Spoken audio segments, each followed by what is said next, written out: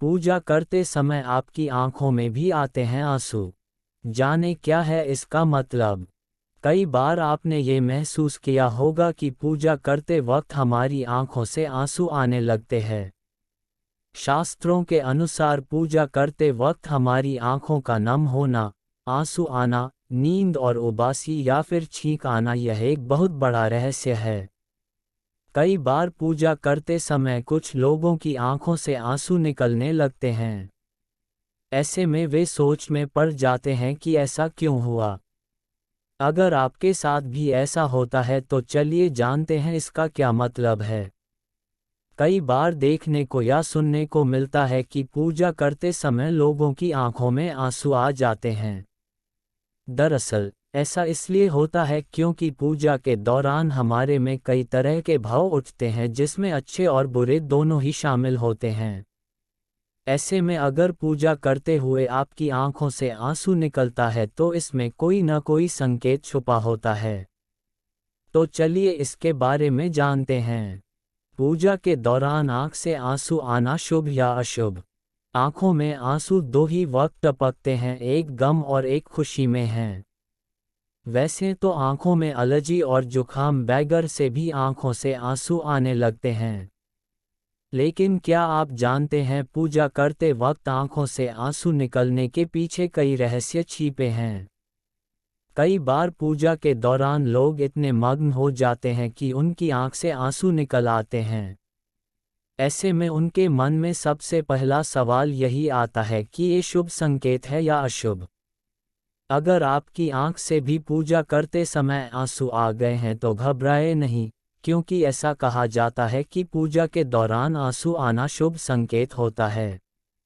ईश्वर देता है संकेत। शास्त्रों और पुराणों के मुताबिक अगर पूजा पाठ के समय आपकी आंखों से आंसू निकलते हैं तो आपको समझ जाना चाहिए कि भगवान आपको कुछ संकेत दे रहा है। क्योंकि जब आप अंतमन से भगवान का ध्यान धरते हो, उससे आपका सीधा संपर्क होता है। शास्त्रों और पुराणों में ये बताया गया है कि अगर पूजा पाठ करते समय आपकी आंखों से आंसू निकल आते हैं तो आपको समझना चाहिए कि कोई ईश्वरीय शक्ति आपको कुछ संकेत दे रही है।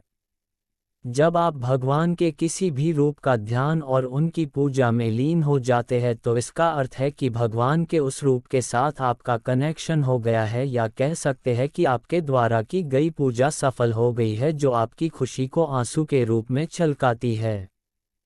पूजा के दौरान आंसू आना अच्छा माना जाता है। कहते हैं कि इसका मतलब होता है कि भगवान साक्षात आपकी प्रार्थना को सुन रहे हैं।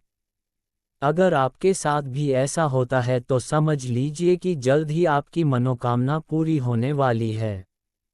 वहीं अगर इस दौरान आपको उबासी आती है तो ये नकारात्मकता का संकेत हो सकता है। साथ ही ये मन में कपट को भी दर्शाता है। पूजा करते समय रोना आना एक अद्भुत अनुभव। हिंदू धर्म में भावनात्मकता की महत्वता। हिंदू धर्म में भावनात्मकता एक महत्वपूर्ण पहलू है, जिसे पूजा और आराधना के दौरान व्यक्त किया जाता है। यहाँ तक कि आपके मन में ध्यान केंद्रित होने के कारण आपके भाव और भावनाएं व्यक्त हो सकती हैं। इसलिए पूजा करते समय आंसू बहना किसी अद्भुत अनुभव की ओर संकेत कर सकता है, जो आपके अंतरंग मन की स्थिति को दर्शाता है। रोने के पीछे कारण। पूजा करते समय रोना आने के कई कारण हो सकते हैं।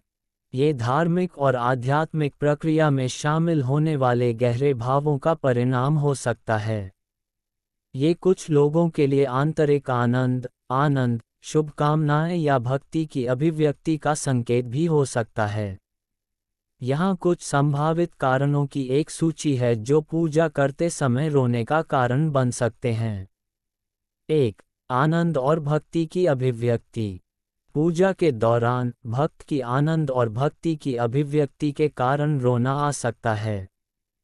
यह आंतरिक संतुष्टि और धार्मिक उत्साह का प्रतीक हो सकता है। 2. गहरे भावों का परिणाम। पूजा एक धार्मिक क्रिया है जिसमें व्यक्ति अपने मन, शरीर और आत्मा को ईश्वर के साथ मिलाता है।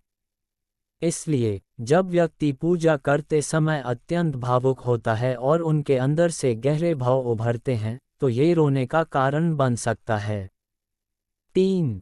धार्मिक संगठना के भावनात्मक प्रभाव। कई बार धार्मिक संगठनाओं में होने वाली सामूहिक पूजा और साधना में लोग अपनी भावनाओं को समर्पित करते हैं। इस विचार के कारण उनकी आंखों में आंसू आ सकते हैं और वे रो सकते हैं। यहाँ यह महत्वपूर्ण है कि पूजा करते समय रोने का अनुभव व्यक्ति के आंतरिक भावों और आध्यात्मिक अनुभवों का परिणाम होता है और इसे सकारात्मकता और अनुभव के रूप में स्वीकार करना उचित है। पूजा करते समय रोने के लाभ। जब व्यक्ति पूजा करते समय रोता है, तो इसमें कई आध्यात्मिक और भावनात्मक लाभ हो सकते हैं। यह एक व्यक्तिगत अनुभव हो सकता है जो उसे अपने स्वयं के पास और ईश्वर के पास लाता है। यहाँ कुछ महत्वपूर्ण लाभ हैं जो पूजा करते समय रोने से मिल सकते हैं। 1. आंतरिक शुद्धता।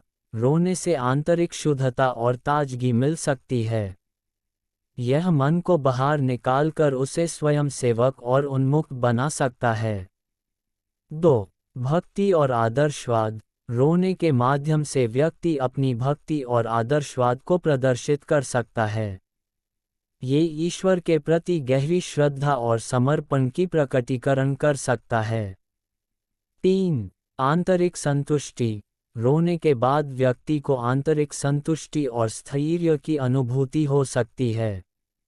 यह उसे आध्यात्मिक शांति और समृद्धि की अनुभूति करा सकता है।